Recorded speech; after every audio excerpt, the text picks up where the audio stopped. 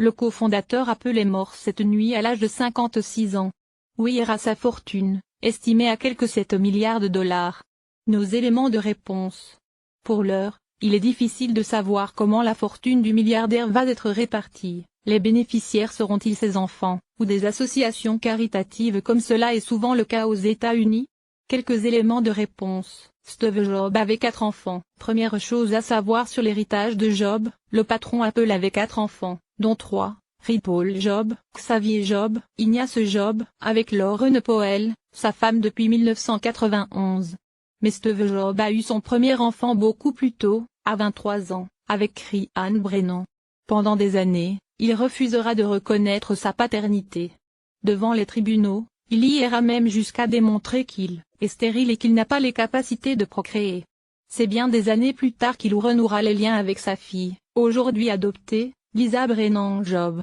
Sa fortune est estimée à 7 milliards de dollars, selon les dernières estimations du magazine Forbes. Le fondateur de la firme à la pomme serait détenteur d'une fortune de 7 milliards de dollars, le plaçant à la 39e place du classement des personnalités les plus riches des États-Unis. L'héritier de Red Bull reste introuvable. 10 ans après la mort d'un policier, les riches s'en tirent à bon compte. Une Ferrari lancée à tombeau ouvert, un policier tué, et au volant, l'héritier de l'empire Red Bull, toujours en fuite 10 ans après cette affaire qui symbolise aux yeux de nombreux Thaïlandais l'impunité dont jouit l'élite du pays face à la justice. 3 septembre 2012.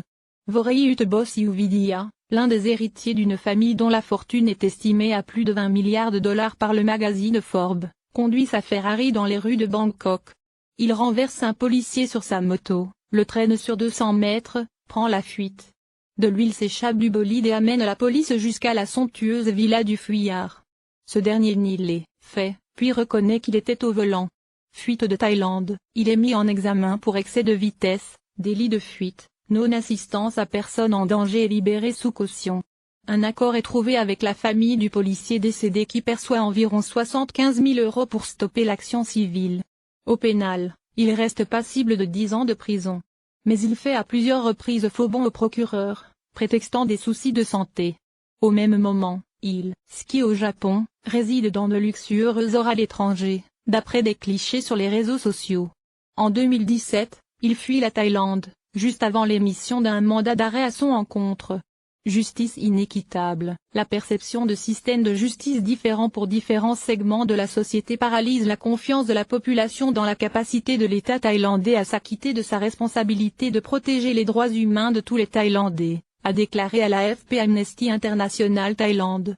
Richissime famille, petit-fils du cofondateur de Red Bull, Pheu Chaleoividia, Vorayut fait partie de la deuxième famille la plus riche de Thaïlande, selon Forbes.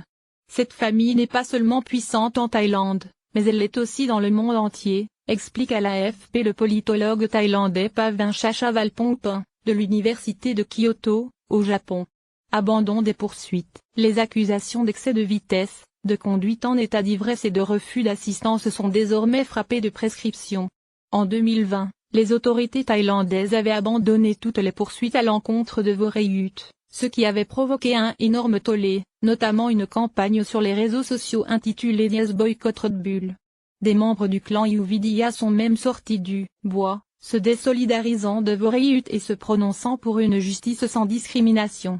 Colère populaire. Alors que la colère montait, et que les manifestations antigouvernementales dirigées par des jeunes se multipliaient dans les rues, le bureau du Premier ministre Prayut Chan-o-cha a mené une enquête qui a reconnu des manquements du début à la fin de la procédure judiciaire. Les défenseurs des droits de l'homme ont comparé la lenteur de l'affaire Vorayut à la rapidité des mesures prises à l'encontre des dirigeants des mouvements de protestation, dont beaucoup ont été inculpés de multiples accusations de diffamation royale, passibles d'une peine de prison pouvant aller jusqu'à 15 ans. Nouvelle charge en 2020. Le bureau du procureur général de Thaïlande a annoncé de nouvelles charges contre Vorayut et en septembre 2020, Interpol a publié une notice rouge pour son arrestation. Une version mise à jour en mars l'année dernière indiquait que Vorayut avait tenté d'accéder à la notice rouge et se trouvait probablement en France à ce moment-là. La notice citait également comme lieu possible l'Autriche, où Red Bull a son siège social.